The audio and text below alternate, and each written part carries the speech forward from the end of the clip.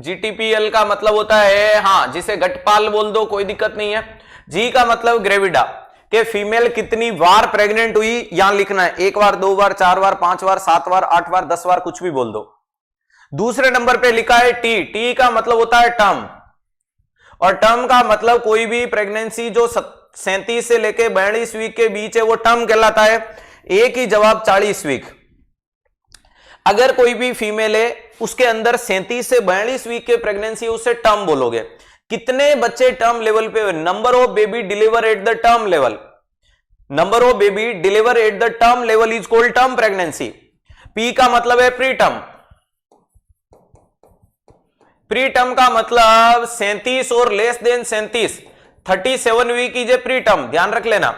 कितने? Number of time female deliver the baby less than और 37 week, 37 और 37 week से पहले डिलीवर होने वाले बच्चे प्री टर्म कहलाएंगे।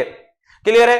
ए का मतलब abortion, number of time female abort the child यानी लेस देन 22 वीक, वायबिलिटी से पहले प्रेगनेंसी का टर्मिनेट हो जाना अबॉर्शन कहलाता है। कहलाएगा नहीं कहलाएगा? जी हां, अबॉर्शन कहलाएगा। तो सर प्री टर्म कहां से होता है? 22 से लेके 37 वीक तक प्री टर्म है। क्लियर है? और यहां क्या लिखोगे? Number of total live child. Number of total live child, पैदा कितने हुए उससे हमें कोई मतलब नहीं। अभी बताओ जिंदा कितने? अभी बताओ जिंदा कितने? समझ पा रहे हो? ये वाली कंडीशन को इस प्रकार से जोड़ा जाता है। हाँ, पी मींस पेरा। यहां पेरा अलग से पूछा जाता है, इस पी का मतलब प्री टर्म होता है बेटा। पेरा वाला सवाल अलग से आता है। पेरा should not be include in the GTPL score. GTPL score के अंदर कभी भी पेरा को सम्मिलित नहीं किया जाता। तो अगर आपसे जीटीपीएल पूछे तो आराम से आपको जवाब देना है। दोगे नहीं देंगे कि अगर जी का मतलब ग्रेविडा फीमेल कितने टाइम प्रेग्नेंट, हाँ ट्विंस प्रेगनेंसी है तो भी पेरा एक ही कहलाएगा, पेरा दो नहीं होगा। और जीटीपीएल में ग्रेविडा भी एक ही कहलाता है। प्रेगनेंसी ट्विंस है, ट्रिपल है, क्वाड्रेट है, पेंटॉप है, हेक्सोल है, कोई फर्क नहीं पड़ता, प्रेगनेंसी एक ही है। बच्चे दो हो सकते हैं, आगे जाके बच्चे दो निकलेंगे, लेकिन ग्रेविडा तो एक ही है। ऐसे तो है नहीं कि पेट में दो बच्चे हैं मतलब मां 18 महीने से डिलीवरी करवाएगी, नहीं, मां तो उसने समय से ही करवाएगी बेटा। 22 से पहले अबॉर्शन होता है, 20 से पहले नहीं है। ठीक है? अब यहां आराम से आपको 37 किस में काउंट करेंगे? प्री टर्म में। देख बेटा 37 और लेस देन 37 आराम से देखो। जी फॉर ग्रेविडा अगर 2 बच्चे, 3 बच्चे, 4 बच्चे, 5 बच्चे भी हैं, माई बेटा ईडीडी तो बता दूंगा। बता तेरी लास्ट एलएमपी कब की है? इतना ज्यादा कमेंट ना किया करो, जो सवाल पढ़ा रहा हूं उसको पढ़ने पे फोकस करो। ईडीडी रोज सेशन में जुड़ते तो जरूर आपको 5-7 दिन पहले पढ़ाई थी। समझ पा रहे हो? एक दिन खाली बरसात के मेंढक की तरह क्लास में आके सवाल ना पूछो प्यारे दोस्त। 4 दिन सेशन में टिक जा। मैं वादा करता हूं दुनिया की कोई ऐसा सवाल नहीं होगा जिसका जवाब तुम्हें नहीं आएगा, लेकिन टिको तो सही।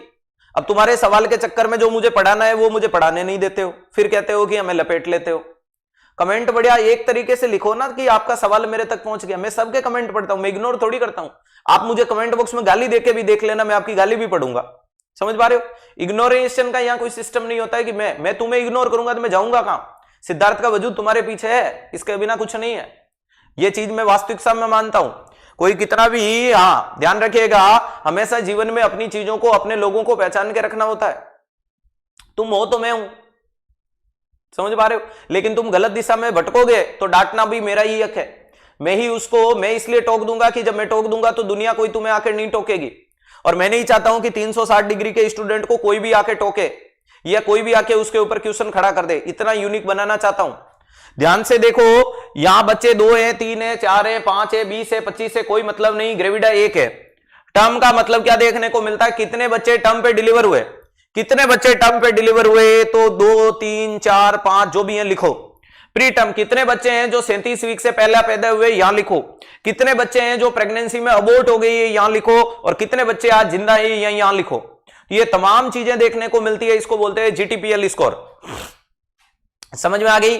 कुछ कंडीशन में आपको जैसे कि जी, ए, बी, सी, डी भी पूछा जाता है तो इनको ए, बी, सी, डी लिख सकते हो। उसमें ग्रेविडा नहीं आता है, उसमें ग्रेविडा नहीं आता है। एक नई यूनिकनेस बता रहा हूं, ध्यान से देखिएगा। कभी कभी एग्जामिनर सवाल लिख देगा कि एक फीमेल है जो 4थी बार प्रेग्नेंट हो रही है, 2 बच्चे उसके प्री टर्म है, 1 बच्चा उसका टर्म है, 1 बच्चा अबॉर्शन हो गया, 2 बच्चे उसके जिंदा है। बताओ उसका जी, ए, बी, सी, डी क्या है? क्या पूछ लिया उसने? जी, ए, बी सी डी क्या है? तो ध्यान रखिएगा इस जी ए बी सी डी का मतलब क्या है? तो इस जी का कोड ए का मतलब है टी पी ए और एल। ये आपको समझना पड़ेगा। समझ में आई मेरी बात? ये आज के सेशन की सबसे यूनिक चीज है। हाँ, उस टेलीग्राम से जुड़ जाना, कोई दिक्कत नहीं है। ध्यान रखिएगा, ये आपके सामने क्या बोला, अगर एग्जामिनर आपको लिख देता है एबीसीडी, तो उस एबीसीडी का A word indicate the term, B word तो कुछ नहीं किया, सेम ही तो जीटीपीएल है, बस जीटीपीएल में टीपीएल कर दिया। अरे जीटीपीएल में टीपीएल कर दिया। यहां किसी को कोई परेशानी है? नहीं सर, जीटीपीएल पूछे या टीपीएल पूछे, हम लपेट लेंगे सवाल को, हम सवाल को लपेट लेंगे। क्लियर है?